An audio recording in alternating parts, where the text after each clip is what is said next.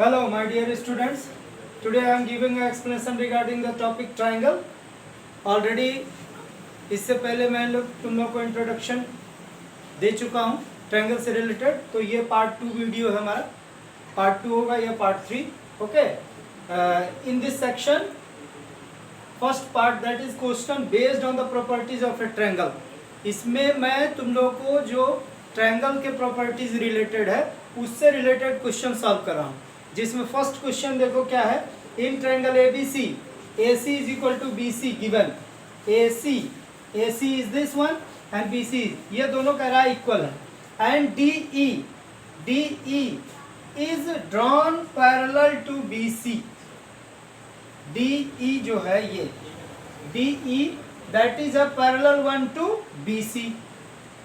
And according to figure we know that if there is a two parallel lines and one transversal line that cut to each both lines, it means alternate angle that will equal to equal.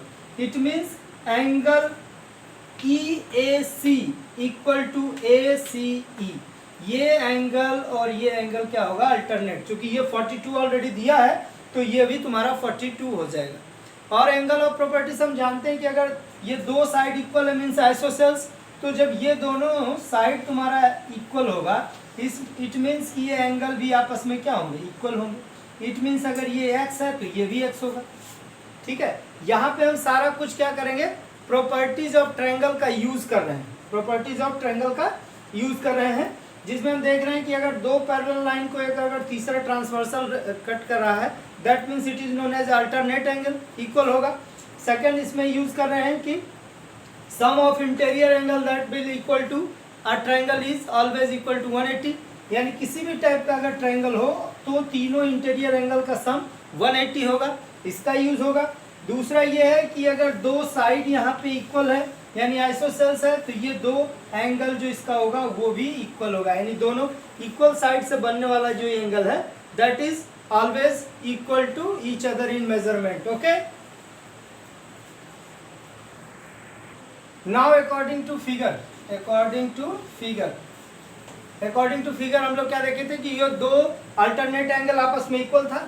Angle EAC equal to angle ACB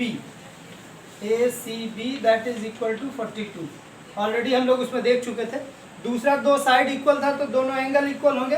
यानी angle A जो interior था वो angle किसके equal था angle B के equal था. That is equal to x. We know that sum of interior angle for a triangle is always equal to 180. अगर किसी भी टाइप का ट्रायंगल हो तो उसके सम ऑफ इंटीरियर जो होंगे वो हमेशा 180 होगा. It means x plus 42 equal to 180. 2x is equal to 180 minus 42.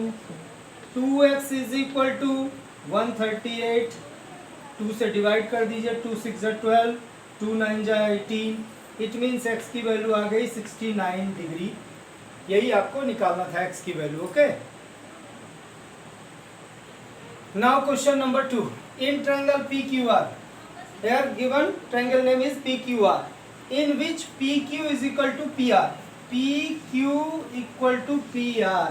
it means angle R equal to angle Q. अगर यहाँ पे दिया हुआ तुमको कि PQ is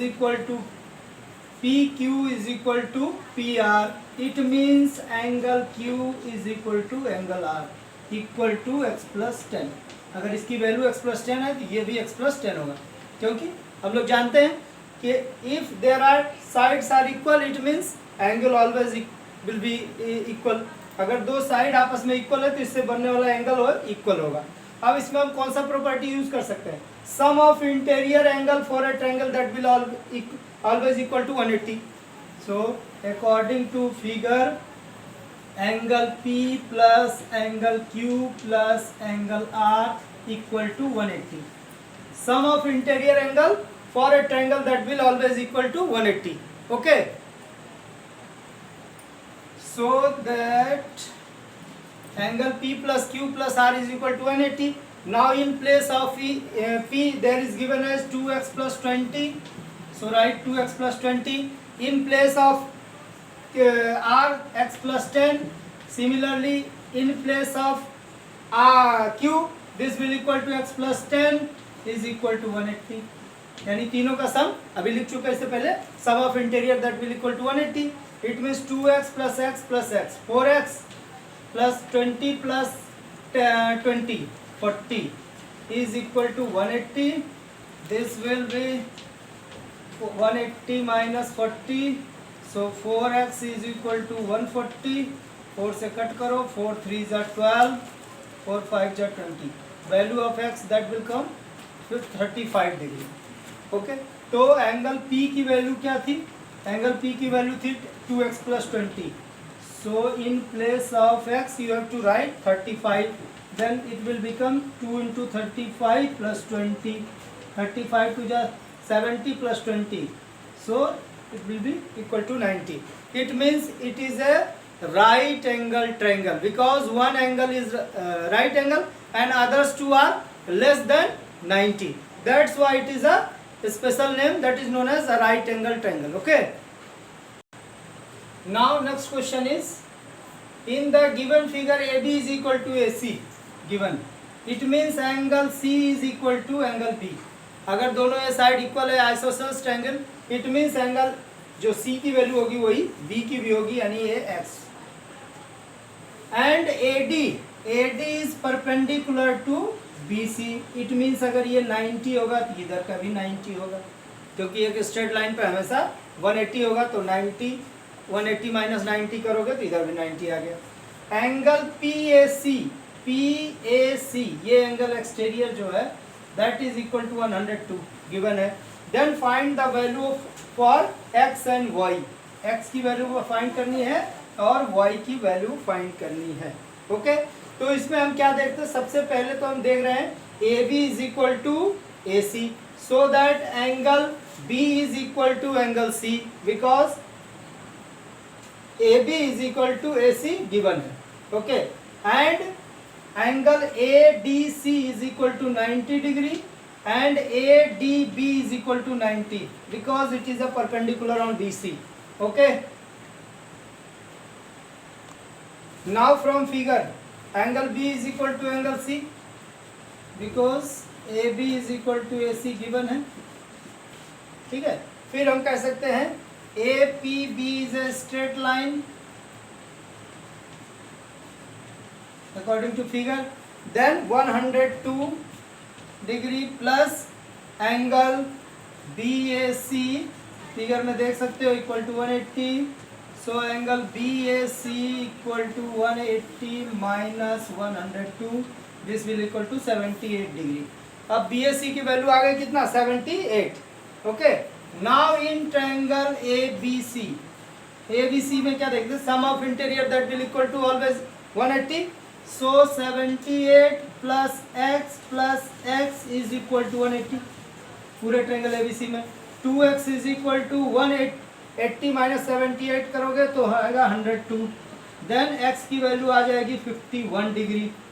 तो एक तो x की वैल्यू आपको मिल गई. अब y के लिए निकालने के लिए क्या करोगे? इन ट्रायंगल ABD मिलेंगे, हाँ, यानी in triangle ABD. Okay, triangle ABD में देखेंगे sum of interior that will equal to 180. So x plus y plus 90, already एक एंगल 90 है, इक्वल टू 180. ऑलरेडी हम लोग x की वैल्यू फाइंड कर चुके हैं 51. So in place of x right 51 plus y plus 90 is equal to 180. So y equal to 180 minus इन दोनों को प्लस करोगे तो हो जाएगा 1, 9 और 5 हो जाएगा 14, यानी 140. 180 से माइनस करोगे आ गया 39 degree. This is the value for y. और ऑलरेडी x की वैल्यू हम लोग फाइंड कर चुके हैं 51, ये हो गई y की वैल्यू. ओके, नेक्स्ट क्वेश्चन है, in the given figure PQ perpendicular to AB. PQ, this is PQ perpendicular to AB means this is 90. So this is also equal to 90. ये दोनों साइड 90 90 हो जाएगा. And A Q is equal to Q B, A Q equal to Q B, ये given है। Angle P A C is given as 42, angle C is given as 68. Then find the angle ABC, आपको ये find करना है कितना होगा।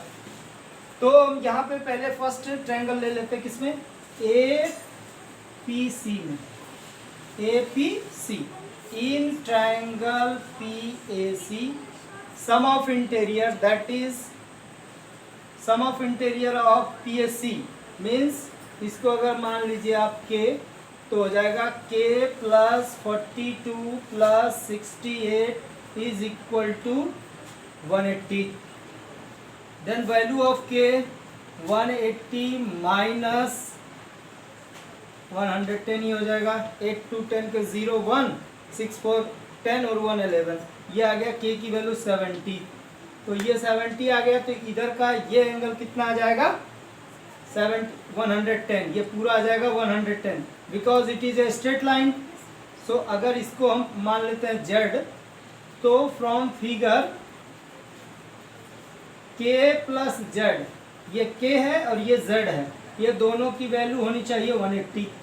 Already हम K निकाल चुके हैं, 70 plus Z is equal to 180, then Z is equal to 180 minus 70 यानी 110।